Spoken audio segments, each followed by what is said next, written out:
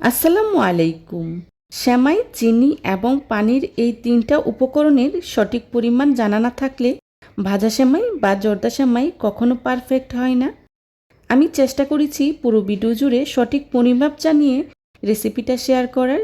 আশা করছি ভিডিওটা আপনাদের কাছে ভালো লাগবে। যদি ভালো লাগে তাহলে অবশ্যই একটি লাইক দিয়ে পুরো ভিডিও জুড়েই আমার পাশেই থাকবেন প্লিজ।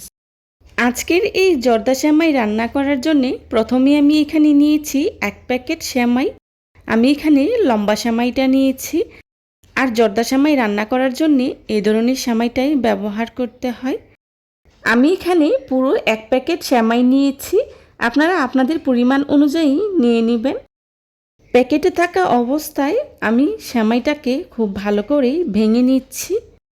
প্যাকেটে থাকা অবস্থাতেই আমি ভেঙে নিচ্ছি, যাতে করে সেমাইটা চারদিকে ছড়িয়ে না যায়। এবার চুলায় একটি প্যান বসিয়েই তার মধ্যে দিয়ে দিচ্ছি ২ টেবিল চামচ ঘি। আপনারা চাইলে ঘিয়ের সাথে তেলটাও ব্যবহার করতে পারেন, তবে শুধু তেল দিয়েই রান্না করতে যাবেন না, সাথে ঘিও ব্যবহার করার চেষ্টা করবেন। এখন এর মধ্যেই দিয়ে দিচ্ছি একটি তেজপাতা ছিঁড়ে, আর দিয়ে দিচ্ছি একটি দারুচিনি স্টিক, দিয়ে দিচ্ছি এলাচ ২টি। কয়েক সেকেন্ডের মতো ভেজে নেব। ভাজা হয়ে গেলেই দিয়ে দিচ্ছি কাজু বাদাম, কাঠবাদাম আর পেস্তা বাদাম। আমি এখানে ৩ রকমের বাদাম ব্যবহার করেছি, আপনারা আপনাদের পছন্দ অনুযায়ী ব্যবহার করবেন। দিয়ে দিচ্ছি কিশমিশ, আর দিয়ে দিচ্ছি 1/3 কাপ কোরানো নারকেল। এখন সব কিছুকে আমি একসাথে বেশ কিছুটা সময় নিয়ে খুব ভালো করেই ভেজে নেব।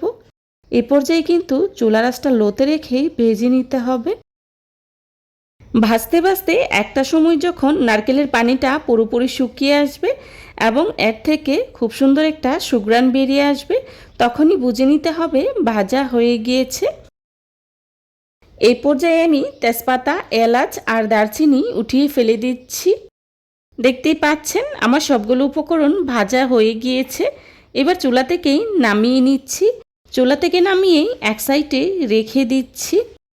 একই প্যানেই দিয়ে দিচ্ছি ৩ টেবিল চামচ ঘি। ঘিটা হালকা গরম হয়ে আসলেই দিয়ে দিচ্ছি সেমাই। এখন সেমাইটাকে আমি বেশ কিছুটা সময় নিয়ে খুব ভালো করেই ভেজে নেব।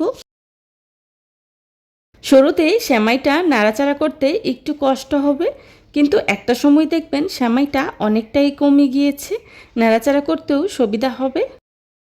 এই পর্যায়ে কিন্তু চুলার আঁচটা লোতে রেখে সেমাইটাকে ভেজে নিতে হবে।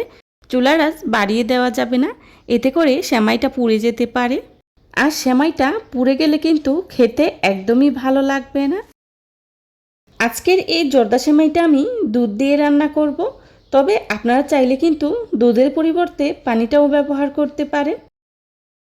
আমি বেশ অনেকটা সময় নিয়ে সেমাইটাকে লাল লাল করে খুব ভালো করে ভেজে নিয়েছি।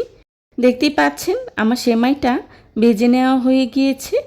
এ পর্যায়েই দিয়ে দিচ্ছি চিনি ১ কাপ।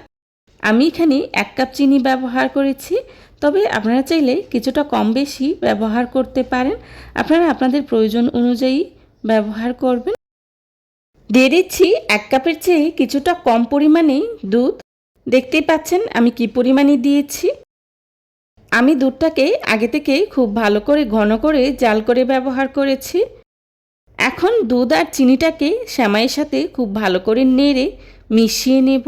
আমি যে পরিমাণে দুধ আর চিনি ব্যবহার করেছি, এতে করে চিনি থেকে যে পরিমাণে পানিটা বের হবে, চিনির পানি আর দুধ দিয়ে সেমাইটা পুরোপুরি সিদ্ধ হয়ে যাবে। আমি দুধ আর চিনির সাথে সেমাইটাকে খুব ভালো করে নেড়ে মিশিয়ে নিয়েছি। এ পর্যায়ে ঢাকনা দিয়ে ঢেকে ৩ থেকে ৪ মিনিটের মতো সময় নিয়েই সেমাইটাকে রান্না করে নেব। ফিরে এলাম কিছুক্ষণ পর। দেখতেই পাচ্ছেন পানিটা কিন্তু পুরোপুরি শুকায়নি। আরও কিছুটা সময় নিয়ে রান্না করে নেব, এতে করে সেমাইটাও পুরোপুরি সিদ্ধ হয়ে যাবে। এখন এর মধ্যেই দিয়ে দিচ্ছি আগে থেকে ভেজে রাখা ড্রাই ফ্রুটসগুলো।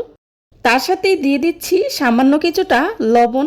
লবণটা অবশ্যই ব্যবহার করার চেষ্টা করবেন, এতে করে মিষ্টির ব্যালেন্স ঠিক থাকে।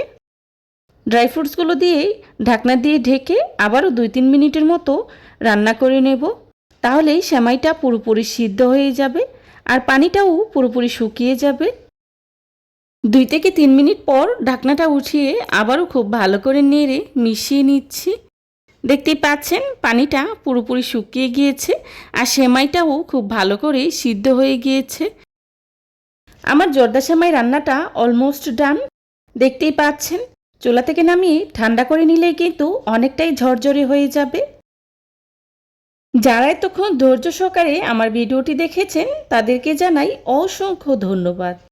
আমার আজকের এই রেসিপিটি যদি আপনাদের কাছে ভালো লেগে থাকে তাহলে অবশ্যই লাইক কমেন্ট শেয়ার করতে ভুলবেন না। আপনাদের একটি লাইক এবং একটি কমেন্টস আমাকে নতুন নতুন কন্টেন্ট তৈরি করতে অনেক উৎসাহিত করে। সেমাইটাকে আমি চুলা থেকে নামিয়ে একটি সার্ভিং ডিশে সার্ভ করে নিয়েছি। দেখতে দেখতে আমার আজকের এই রেসিপিটি যদি আপনাদের কাছে ভালো লেগে যায় তাহলে অবশ্যই বাসায় ট্রাই করবেন আর কেমন হয়েছে আমাকে কমেন্টস করে জানাবেন। এই ধরনের সব ঘরোয়া এবং মজার মজার রেসিপি পেতে আমার চ্যানেলটি ভিজিট করে আসবেন প্লিজ। আমার পরবর্তী রেসিপি দেখার আমন্ত্রণ জানিয়ে আজকের মতো এখানেই বিদায় নিচ্ছি। সবাই ভালো থাকবেন, সুস্থ থাকবেন। আল্লাহ হাফেজ। আসসালামু আলাইকুম।